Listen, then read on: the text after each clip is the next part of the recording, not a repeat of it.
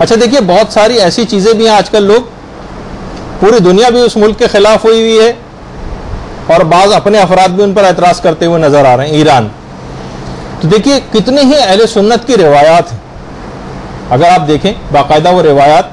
تو آپ کو اندازہ ہوگا کہ پیغمبر اسلام نے بات فرمائی کہ میرے بعد بہت سے لشکر ہوں گے, لیکن تم اس لشکر میں شامل ہونا جو خراسان سے آئے گا. خراسان ایران کو کہا جاتا, اس لشکر میں تم لوگ شامل ہونا جو خراسان سے آئے گا. دوسری ایک اور روایت حضرت ابو ہریرہ کی بھی ترمذی کے اندر بھی کہ پیغمبر نے فرمایا خراسان کی طرف سے سیاہ سیاہ جھنڈے آئیں گے, کوئی طاقت ان کو واپس نہیں کر سکے گی یہاں تک کہ وہ بیت المقدس میں نصب کر دیے جائیں گے. اللہم صلی اللہ علیہ وسلم.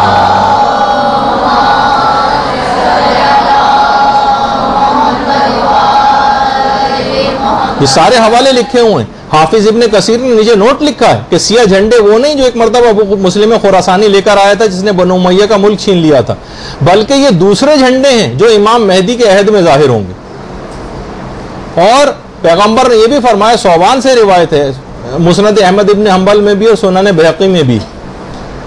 صوبان جو رسول کے آزاد کردہ غلام بیان کرتے ہیں, رسول نے فرمایا جب تم دیکھو کہ سیاہ جھنڈے خراسان کی جانب سے آ رہے ہیں تو ان میں شامل ہو جانا, اگرچہ برف کے اوپر گھٹنوں کے بل چل کے ہی کیوں نہ آنا پڑے, کیونکہ ان میں اللہ کا خلیفہ مہدی ہوگا. تو آپ نے دیکھا کہ کیسی صحیح جو ہے وہ روایات ہیں. تو بہت اچھا, اب دیکھیے بہت سارے سادہ لوگ افراد جو ہیں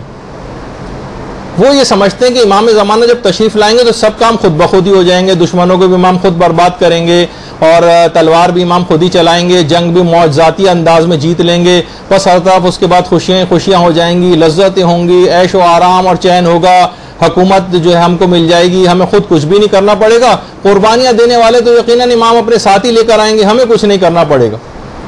ایسے افراد اگر امام آ گئے,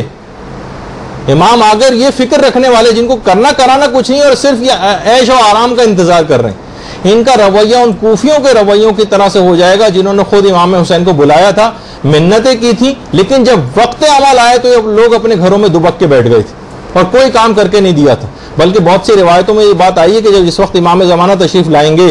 تو یہ ایسے بہت سارے افراد جو بے عمل قسم کے ہوں گے, جو کرنے کرانا جن کو کچھ نہیں, کہیں گے کہ یبنا سیدہ واپس تشریف لے جائیے, ہمیں آپ کی کوئی ضرورت نہیں.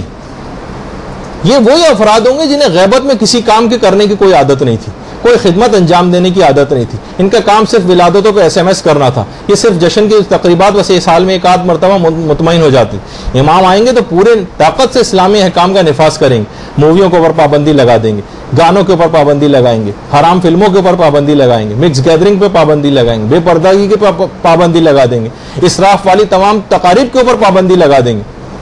عیاشی کی زندگی گزارنے پر پابندی لگائیں گے. باقاعدہ میں ملتا نہیں کہ امام سادہ زندگی گزارنے کا عہد لیں گے. ایسے افراد جو بھی سب چیزیں دیکھیں گے کہیں گے مولا واپس تشریف لے جائیے. تو بہرحال ڈریں کہ کہیں ہمارا عمل ان کوفیوں کی طرح سے نہ ہو جائے کہ جنہوں نے امام کو اس زمانے میں خطوط لکھے تھے, اور ہم آج جو ایک لحاظ سے دیکھا جائے تو جو ہم عریضے لکھ رہے ہیں کہیں کوفیوں کے خطوط کی طرح سے نہ ہو جائیں. وہ بھی کہہ رہے تھے کہ مولا آئیے اور پھر ساتھ نہیں دیا تھا, ہم بھی عریضوں میں لکھ رہے ہیں مولا آئیے اور کرتے کراتے کچھ بھی نہیں.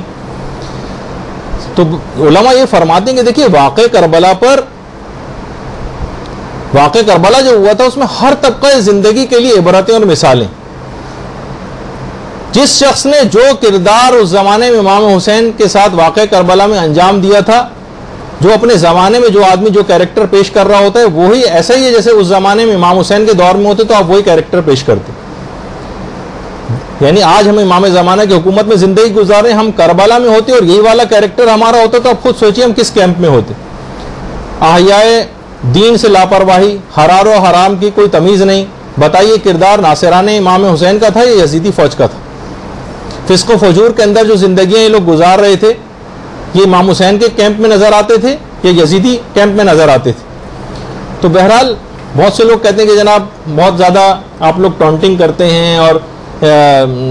تو آپ خود دیکھیں کہ یہ جب اس قسم کی باتیں ہوں گی اس میں ٹونٹنگ نہیں کی جائے گی تو کیا کی جائے گی؟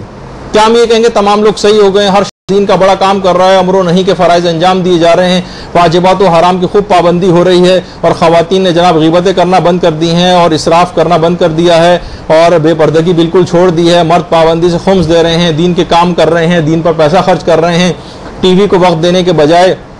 اصلاح معاشرہ و تبلیغات کے فرائض انجام دے رہے ہیں. بتائیے کتنی جھوٹی تعریف آپ کی اور کی جائیں. آپ سے مراد عمومی جو معاشرہ. برحمتك يا أرحم الراحمين وصلى الله على محمد وآله